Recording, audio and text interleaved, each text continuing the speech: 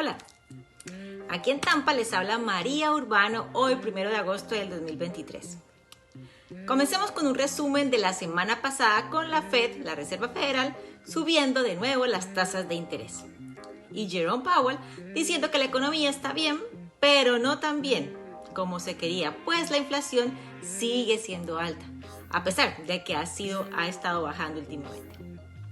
El PIB o el GDP aumentó a una tasa anual del 2,4%, mucho más fuerte de lo que se esperaba los pronósticos hace unos meses, lo cual es una buena noticia. Según Bankrate, la tasa de interés promedio actual de una hipoteca fija a 30 años es de 7,26%, aumentando 3 puntos básicos en los últimos 7 días. Y la tasa de interés fija a 15 años promedio de 6,69%, aumentando 1 punto base durante la última semana. Chequéate nuestros videos de abril 17 o 27 en inglés o en español para que encuentres algunos tips de cómo podemos trabajar alrededor de estas altas tasas de interés.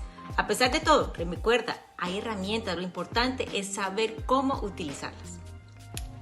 Algo que encontré muy interesante es un análisis que hicieron sobre los 50 áreas metropolitanas más grandes de los Estados Unidos, en el cual encontró que aquellas áreas con valores de vivienda por encima del promedio nacional tienen tasas de indigencia o homeless de 2,5 veces más altas que las tasas metropolitanas con valores de vivienda por debajo del promedio. Tomemos por ejemplo a San José, en el corazón de Silicon Valley, en California. Una zona que personifica la destreza de alta tecnología y la capacidad de la nación para crear empleos bien remunerados.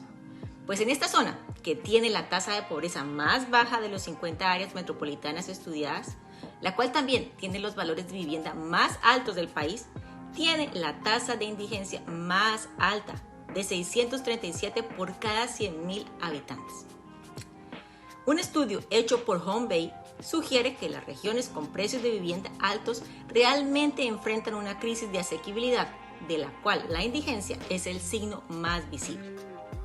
Definitivamente esta relación entre los niveles de indigencia y la asequibilidad es algo que todo gobierno debería tomar en cuenta. Bueno, mientras tanto, en Washington, la Cámara de Representantes y el Senado no puede ponerse de acuerdo sobre algunos términos para financiar el gobierno federal. Esperamos no tener que empezar a hablar de nuevo sobre otro posible shutdown del gobierno en septiembre. En otro tema, según Apartment List, el crecimiento de las rentas cayó por debajo de cero en julio hasta un 0,7%, que no parece mucho, pero es históricamente bastante bajo.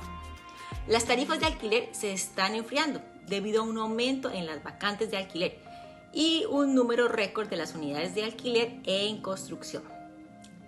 Esto, por supuesto, amenaza un poco a los REITs, lo que son los Real Estate Investment Trust, o fondos de inversión de finca raíz, a los cuales les ha ido bastante bien en los últimos años. En el otro lado del mundo, el Ministerio de Vivienda de China ha anunciado planes para facilitar a las personas la compra de propiedades. Las medidas planificadas incluyen aliviar las restricciones de compra para las personas que desean comprar una segunda casa y reducir las tasas de pago inicial para los compradores de vivienda por primera vez. Ya veremos cómo puede esto afectar al mercado occidental a largo plazo. Quién sabe, quizás reduciendo las inversiones extranjeras provenientes de esa zona. Y bueno, esto es todo en nuestra actualización de hoy. Recuerda, suscríbete a nuestro canal, danos un like para poder seguir adelante. Espero verlos la próxima semana. Bendiciones.